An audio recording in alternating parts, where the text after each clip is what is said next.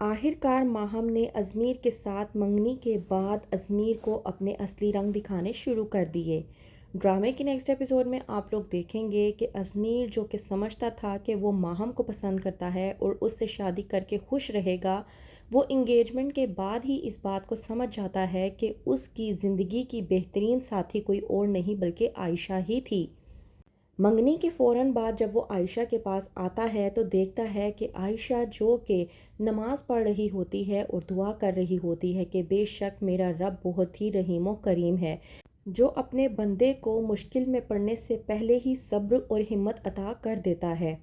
Izmir جو کہ پیچھے کھڑے ہو کر عائشہ کی یہ تمام تر باتیں سن رہا ہوتا ہے اور اندر ہی اندر گلٹی محسوس کرتا ہے، جاتا ہے زینب کے پاس اور جا کر بات کرتا ہے۔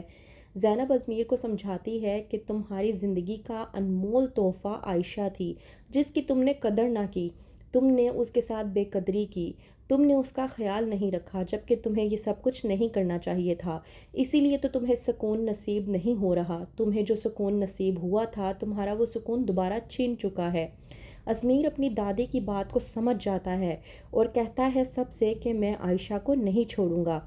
وہیں پر ازمیر جب جاتا ہے فوزیہ کے پاس تو فوزیہ کو صاف الفاظوں میں کہہ دیتا ہے، کہتا ہے ازمیر فوزیہ سے کہ میں آپ کو پہلے سے ہی بتا دوں، آپ کی اور آپ کی بیٹی کی بدگمانی کو ختم کرنے کے لیے میں یہ بات پہلے ہی کہہ دینا چاہتا ہوں کہ میں کسی بھی صورت عائشہ کو طلاق نہیں دوں گا،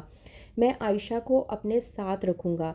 جبکہ یہ بات فوزیہ اور ماہم کو پسند نہیں آتی۔ اس صورت میں ماہم جاتی ہے نوشین کے پاس اور جا کر کہتی ہے کہ اگر ازمیر کو میرا ساتھ چاہیے تو اسے عائشہ کو چھوڑنا ہوگا۔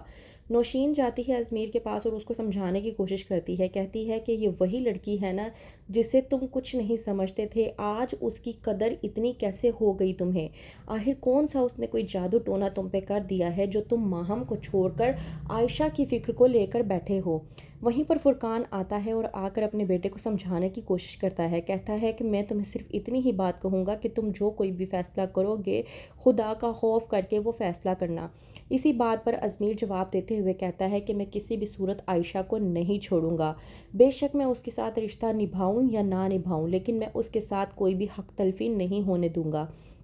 عائشہ جو کہ کچھ کیے بغیر اپنے شوہر کا دل آلریڈی جیت چکی ہے، لیکن یہ بات ماہم کو ناگوار گزرتی ہے۔ کہتی ہے ماہم ازمیر سے کہ تمہیں آخرکار ہو کیا گیا ہے، یہ وہی لڑکی ہے نا جسے تم دیکھنا تک پسند نہیں کرتے تھے، آخرکار تم اچانک سے اس کے لیے اتنا فیور کیوں لینے لگ گئے ہو؟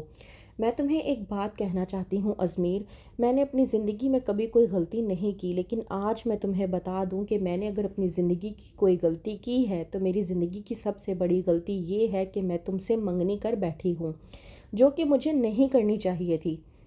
ازمیر ماہم کی باتیں سننے کے بعد ڈس اپوائنٹ ہو جاتا ہے۔ وہیں پر ازمیر جو کہ عائشہ، ماہم اور نشین کو اپنے ساتھ لے کر جاتا ہے شاپنگ پہ۔ ماہم جو کہ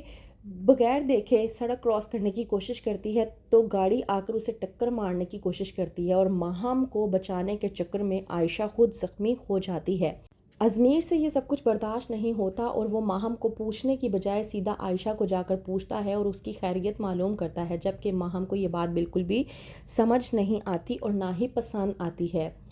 تو کیا سمجھ پائے گا ازمیر کہ اس کی زندگی کا کل اور قیمتی اثاثہ کوئی اور نہیں بلکہ عائشہ ہی ہے، اور آخرکار کب نوشین کی سچائی کھل کر سب کے سامنے آئے گی؟ کیا ہوگا آگے؟ مزید جاننے کے لیے دیکھتے رہیے ڈرامہ سیریل ام عائشہ۔